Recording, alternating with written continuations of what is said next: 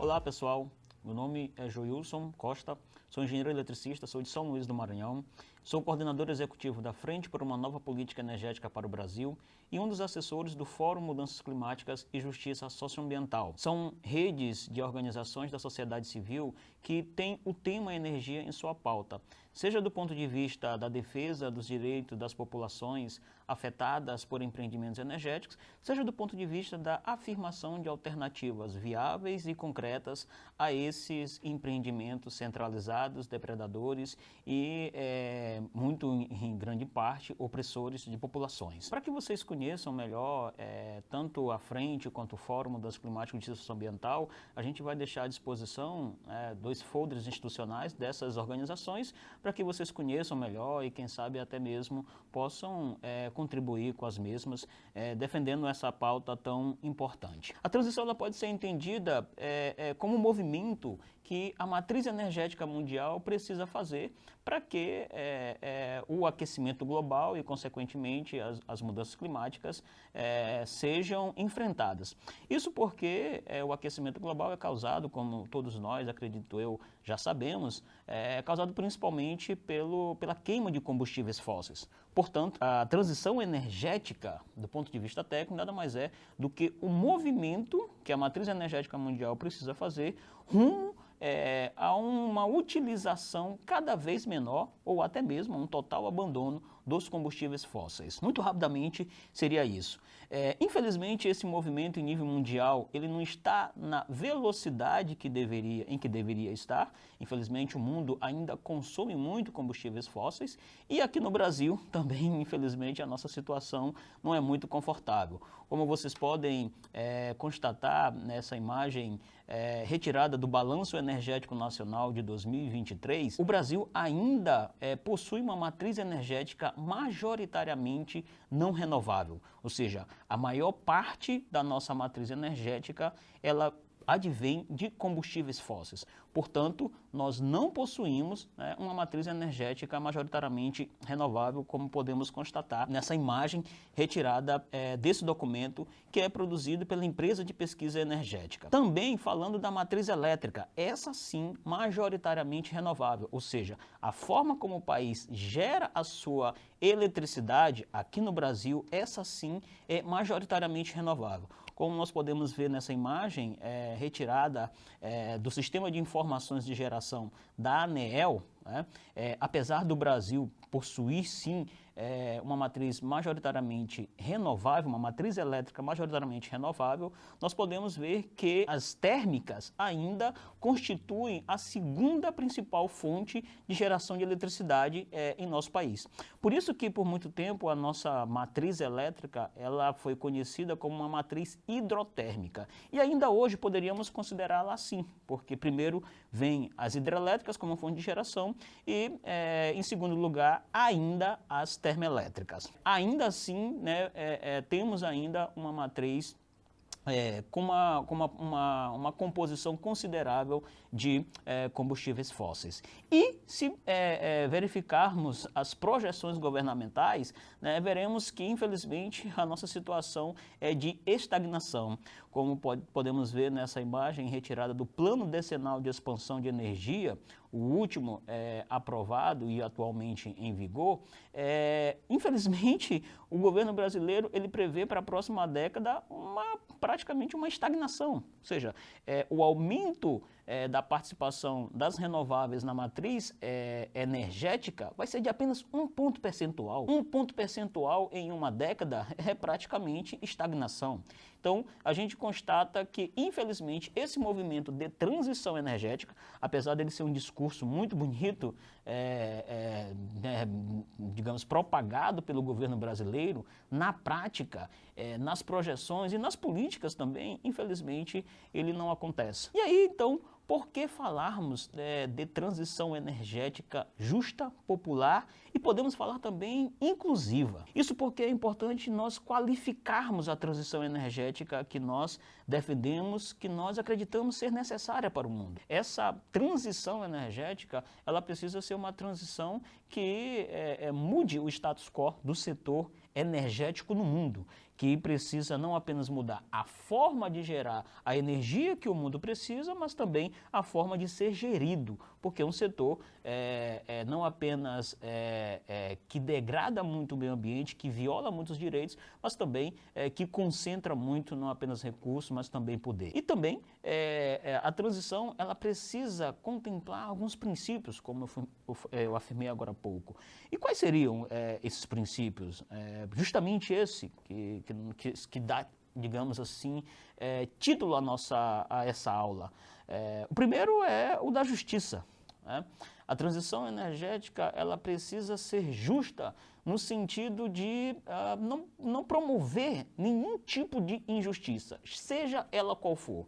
Seja injustiça social, econômica, ambiental, seja qual for. Então, nós temos vários exemplos de injustiças que são provocadas através da construção de grandes empreendimentos, né? Desde da remoção forçada de populações, seja da expropriação, seja da não reparação, seja digamos, da promoção, né, mesmo que indireta, de várias doenças, da não reparação correta, enfim, são vários fatores que, infelizmente, associam a esses empreendimentos energéticos uma carga muito grande de injustiça. Quando a gente fala de transição justa, historicamente esse termo ele está relacionado à preocupação com os trabalhadores da indústria dos combustíveis fósseis, que é uma preocupação justa também, porque é lógico que se a indústria dos combustíveis fósseis vai diminuir os seus postos de trabalho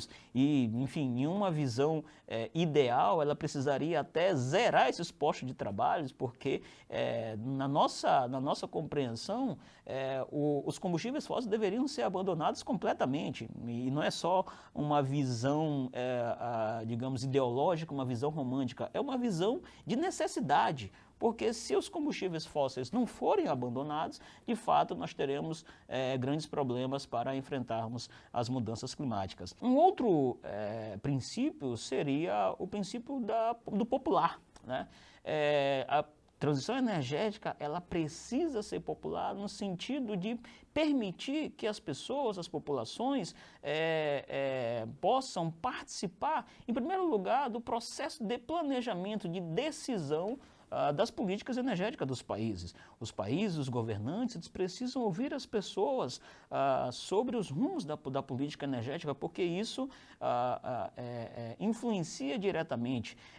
E todos nós sabemos, a energia ela é um direito, assim como várias outras políticas públicas, apesar de muitos países, assim como no Brasil, ela ser oferecida, em sua grande maioria, através de concessões públicas para empresas privadas, a energia ela tem que ser vista como um direito da população. E como um direito, a população ela precisa também participar das decisões que ditam o rumo deste setor em um país.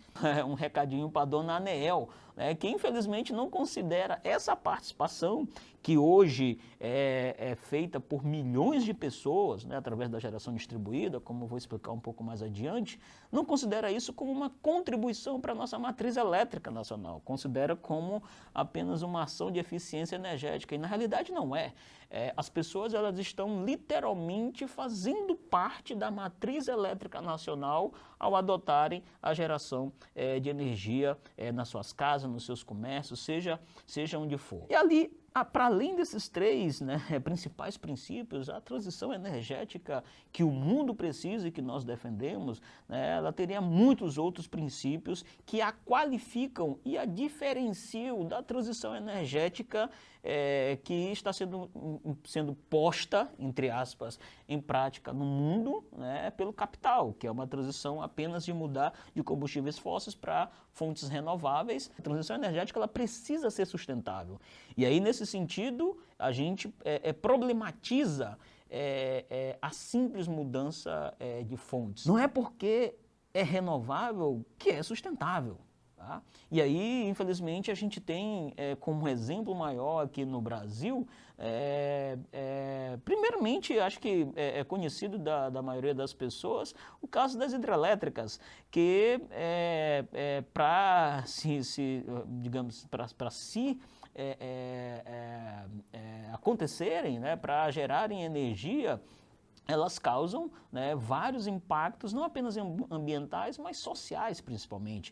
Para nós, né, que moramos longe das hidrelétricas, é muito simples, né, ligarmos um interruptor e a eletricidade aparecer, ligarmos o nosso notebook, seja qual for o equipamento eletrônico, sem nos preocuparmos como aquela eletricidade que está chegando na nossa tomada foi gerada. O problema é que muito dessa eletricidade pode ter sido gerada violando o direito das pessoas, mesmo sendo energia renovável, mesmo sendo uma fonte, digamos, que contribua para a transição energética, como no caso da energia hidráulica, como no caso das fontes solares ou como no caso de eólica, que é o caso mais concreto no Brasil, porque é a fonte que experimenta a maior expansão no nosso país, que apesar de estar se expandindo bastante, está aumentando a participação das fontes renováveis na matriz elétrica, vem causando, né, uma série de danos, né, socioambientais, né, que infelizmente não dá tempo da gente aprofundar aqui, mas é um exemplo de que nem sempre ser renovável quer dizer ser sustentável. Um outro princípio que poderíamos citar, importante na transição energética, é que ela precisa ser descentralizada, o mais descentralizada possível. O mundo, o Brasil, já tem muitos empreendimentos de geração de energia, de geração de eletricidade centralizados. Então, hoje, a tecnologia permite que a geração de eletricidade, principalmente, ela aconteça da forma mais descentralizada possível. Quando a gente fala de geração distribuída, a gente está falando basicamente de geração solar. Porque a imensa maioria, né, 98,9% da geração distribuída no Brasil é de geração solar. Para vocês terem uma ideia, hoje, segundo dados, né, da ANEEL, né, através do Sistema de Informações de Geração, né, somos mais de 3 milhões de unidades consumidoras no país. Tá?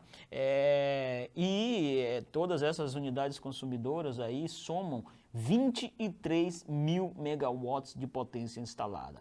Para vocês terem uma ideia, a maior usina hidrelétrica no Brasil, que é a de Itaipu, possui 14 mil megawatts de potência instalada, sendo 7 mil do Brasil e 7 mil do Paraguai. Portanto, cuidado, viu? Nós importamos energia do Paraguai, porque o Paraguai não precisa, né, de toda a sua potência. Então, a energia que ele não precisa, o Brasil acaba comprando do Paraguai. A geração distribuída, em nossa visão, é a melhor expressão de transição energética. Primeiro porque ela usa prioritariamente fonte renovável. No Brasil, como eu citei agora há pouco, 98,9%, praticamente 99% da geração distribuída é composto de geração solar fotovoltaica, tá? E ela é uma geração local, ou seja, não tem nenhum tipo de conflito ou dano socioambiental, porque, em geral, esses equipamentos, que são os módulos fotovoltaicos, são instalados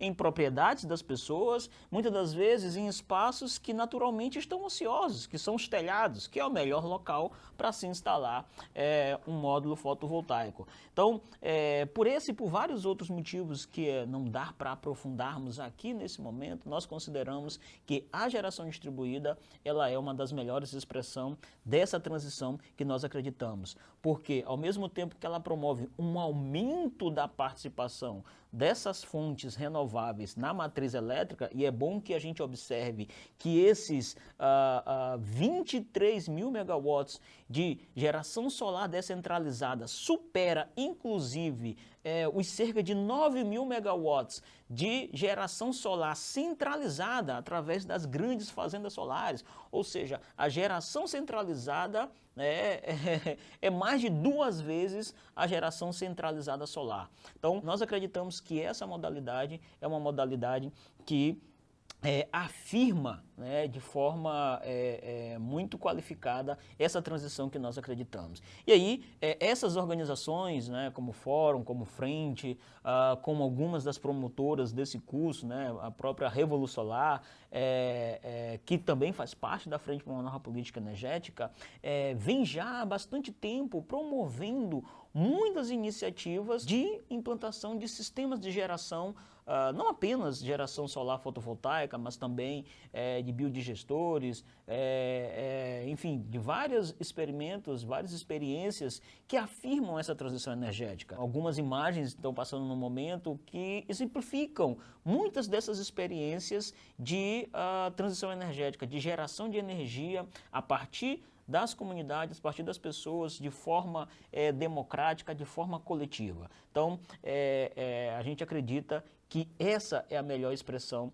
da transição energética no país atualmente. Claro que não é a única, mas é uma das melhores. E além dessas iniciativas que a gente está vendo nas imagens, essas organizações também, para promover mais ainda essas experiências, para promover a transição energética, elas possuem outras iniciativas. E uma delas é uma campanha chamada Nossa Casa Solar, cujo logo aparece aí para vocês nesse momento, que é uma tentativa que a Frente para uma Nova Política Energética e essas outras organizações há muito tempo vem fazendo de tentar popularizar esse tema, na verdade popularizar a possibilidade de geração de energia, em especial através da energia solar fotovoltaica. Hoje talvez não, hoje isso já está bastante conhecido, mas há um tempo atrás muitas pessoas não sabiam dessa possibilidade. Apesar de nós termos hoje esse grande número, né, esse crescimento, ele se intensificou de uns 3, 4 anos para cá, mas há um tempo atrás as pessoas não conheciam, e muitas pessoas hoje,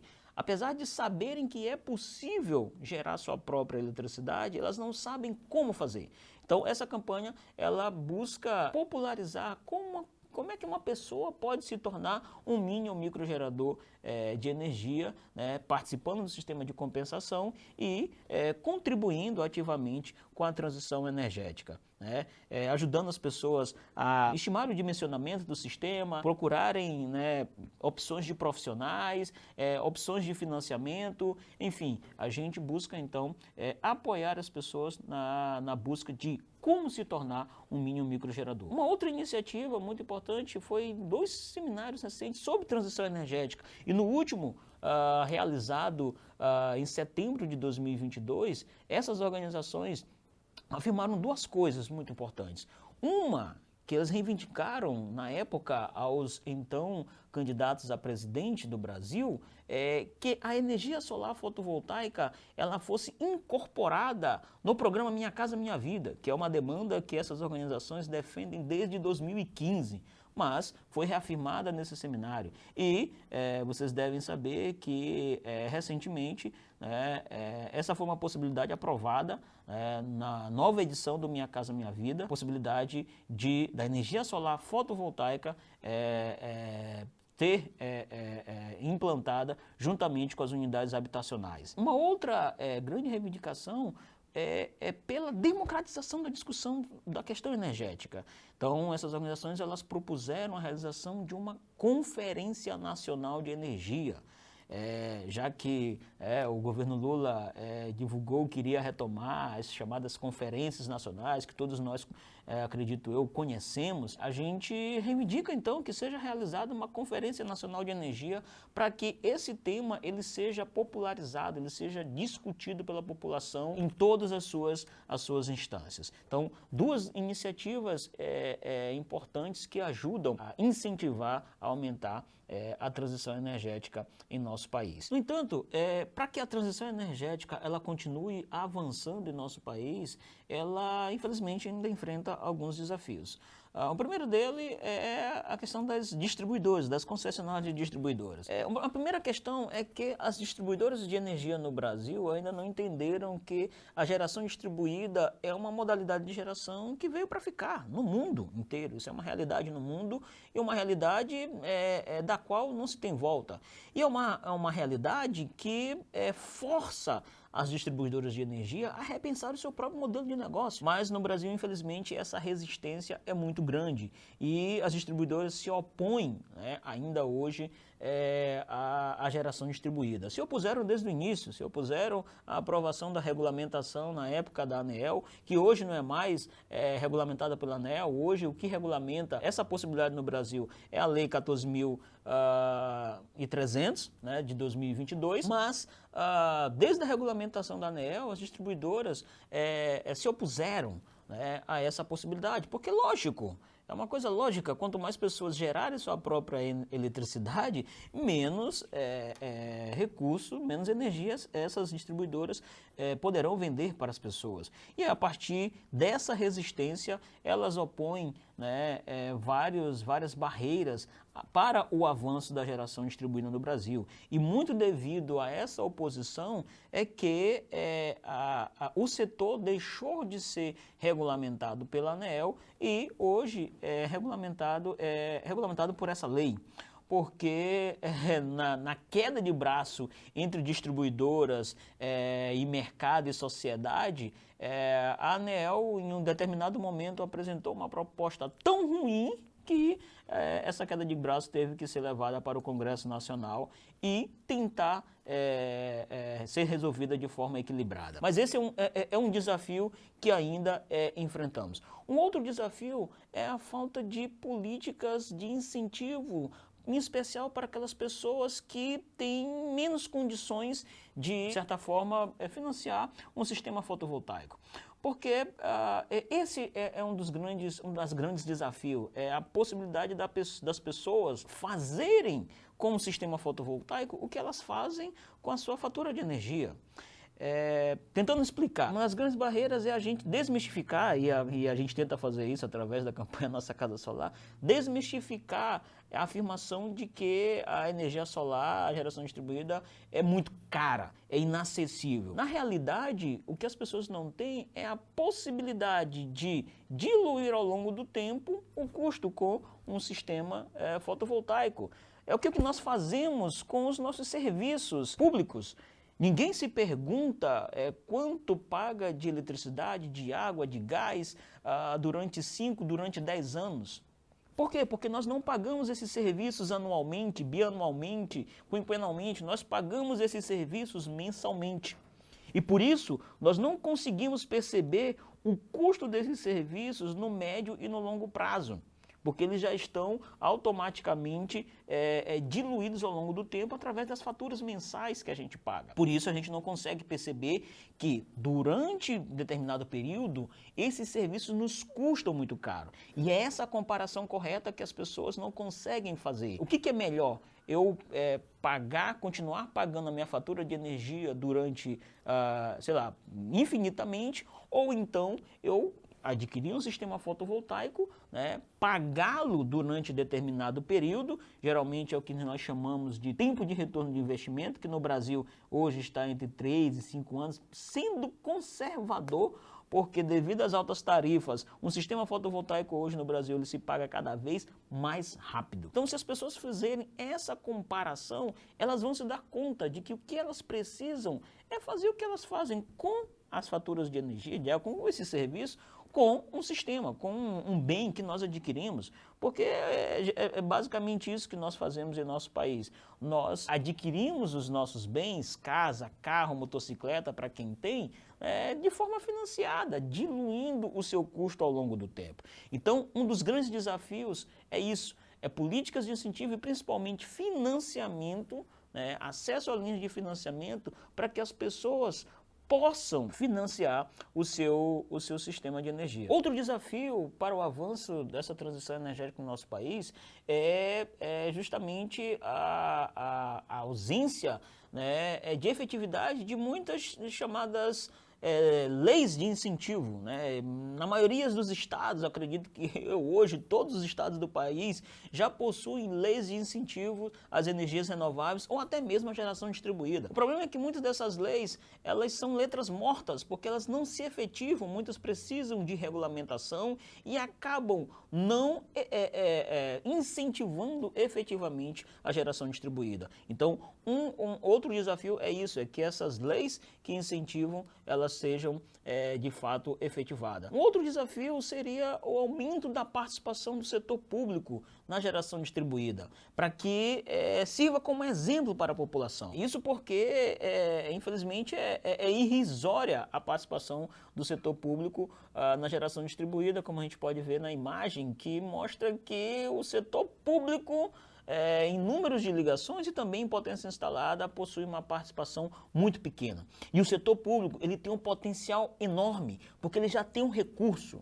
que é o orçamento público, que ele paga todo mês para as concessionárias de energia. Então o setor público poderia simplesmente pegar os recursos do orçamento público, que ele já paga eletricidade todo mês com o nosso dinheiro, e simplesmente investir na geração distribuída e ser um grande exemplo para a sociedade. Então, a todos os governantes, a gente faz esse chamado, né, que aumentem a participação do setor público, de escolas, de hospitais, de sedes, de prédios administrativos, prefeituras, câmaras, assembleias. Todos esses edifícios, eles podem adotar, né, a geração distribuída, podem adotar a geração solar fotovoltaica. E por fim, um desafio que a gente aponta, o último desafio, é a ausência de uma grande campanha pública nacional de divulgação dessa possibilidade, que é a geração própria de energia. Infelizmente, nós nunca vimos em rede nacional de televisão, de rádio, uma campanha promovida pelo poder público, e há recurso para isso, para dizer para as pessoas: olha, você pode gerar a sua própria eletricidade, você pode contribuir com a matriz elétrica nacional, você pode diminuir a necessidade de geração centralizada através de grandes termoelétricas, através de grandes hidrelétricas, através de grandes parques eólicos, gerando a sua própria energia elétrica na sua casa. Saiba como fazer. Infelizmente, nós nunca assistimos uma campanha desse tipo. Então, isso é um desafio, que haja uma grande mobilização para que as pessoas sejam informadas adequadamente dessa possibilidade. Então, pessoal, já falei demais. Creio que o que me resta é desejar que vocês possam aprofundar o estudo desse tema. Tá? Existem vários materiais através dos quais vocês podem fazer isso. Muitas organizações estão produzindo muita coisa sobre transição energética justa, popular e inclusiva. E aí, como uma sugestão, eu quero apresentar para vocês esse livro, chamado Sociedade e Energia, construindo a transição energética e para as pessoas e comunidades. É um livro do qual o Fórum Mudança Climática e Justiça Socioambiental participou, junto com outras duas organizações da Bolívia e do Peru, né, que constituem a rede de transição energética. Então, não é porque eu escrevi a parte do Brasil, mas é um livro que traz a nossa síntese de transição energética justa e popular da forma mais popular possível, tá bom? Então é um livro de fácil compreensão, tá, que a gente deixa à disposição como material de aprofundamento, sabendo que vocês têm à disposição muitos outros materiais que podem lhes ajudar a aprofundar e ao se aprofundarem, né, esse é o nosso desejo, que vocês se tornem multiplicadores dessa ideia e, quem sabe, até mesmo militantes da transição energética, ou seja, pessoas que defendem a transição energética justa, popular e inclusiva, tá bom? Então, é isso. Agradeço e fico por aqui.